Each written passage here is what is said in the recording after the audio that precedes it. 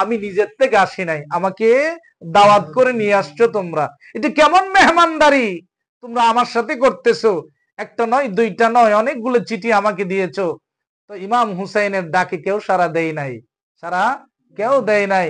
ইমাম হুসাইন বুঝতে পারলেন যে কুফাবাসীরা মুনাফিকি করেছে। আহলে বায়াতের মহব্বতে তারা ঈমান নিয়ে মৃত্যুবরণ করবে, আহলে বায়াতের মহব্বত তাদের থাকবে, তারা হলো মুমিন, তারা হলো মুমিন, তারা হলো মুমিন। কোন মুনাফিকদের অন্তরে আহলে বায়াতের মহব্বত থাকবে না, মুনাফিকদের অন্তরে আহলে বায়াতের মহব্বত থাকতে পারে না।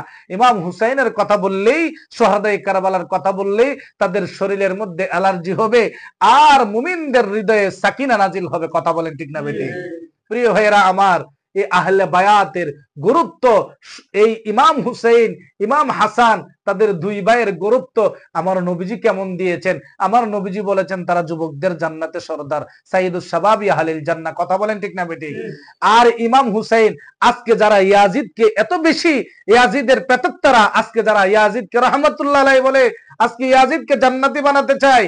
ইয়াজিদ এই ছিল, ভালো কাজ করতো, ইয়াজিদ নফল নামাজ পড়তো, কোরআনে হাফেজ ছিল, ইয়াজিদ মানে 100 রাকাত নামাজ পড়তো, বিভিন্ন ধরনের যে কথাবার্তা আজকে বলা হচ্ছে, এগুলা ইয়াজিদের উত্তরসূরিরা।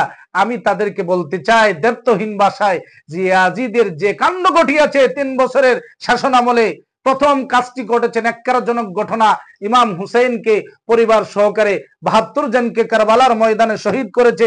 দ্বিতীয় কাজটা সে করেছে দ্বিতীয় বছরে, যে মসজিদে নববীতে সে আজান নামাজ বন্ধ করে রেখেছে।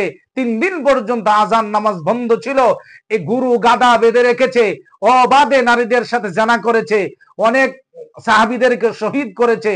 হাররান নামের যুদ্ধ দিয়ে এটা একটা তার চক্রান্ত ছিল যে মদিনাবাসীদের সাহাবীদের বিরুদ্ধে সে এই ধরনের সে আক্রমণ করেছে, আক্রোশ মিটিয়েছে।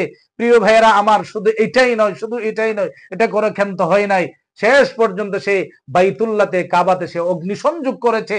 শুধু এটাও নয়, ইমাম হুসাইনের সির মুবারক যখন তার সামনে নিয়ে রাখা হলো, যখন এই তার রাজপ্রাসাদে নেওয়া হলো, যে বল্লমের আগার ভিতরে করে, বল্লমের মাথার মধ্যে করে ইমাম হুসাইনের সির মুবারক যখন তার সামনে একটা থালার মধ্যে রাখা হয়, তখন সে একটা লাঠি দিয়ে আঘাত করতেছিল।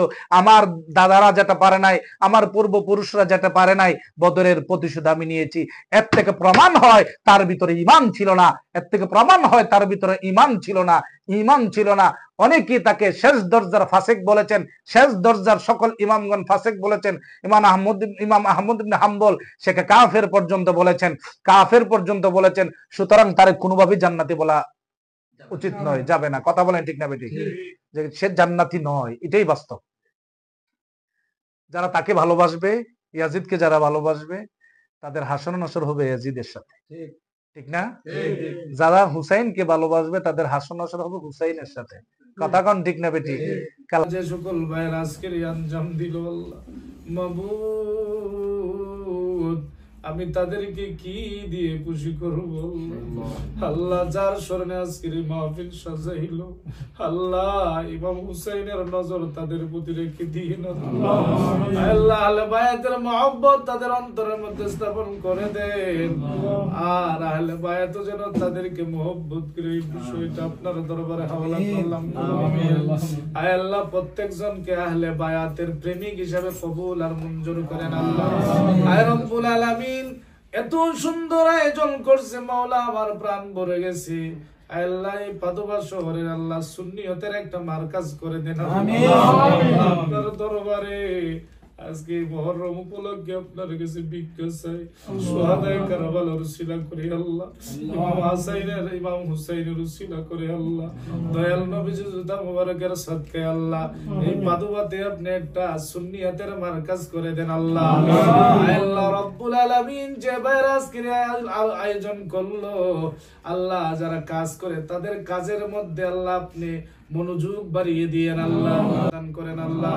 আল্লাহ রাসেল ভাই এসো ওনার বন্ধুরা ওনার আল্লাহ ওনার মহব্বতের লোকদেরকে নিয়ে আজকের এই আয়োজন করছে আল্লাহ।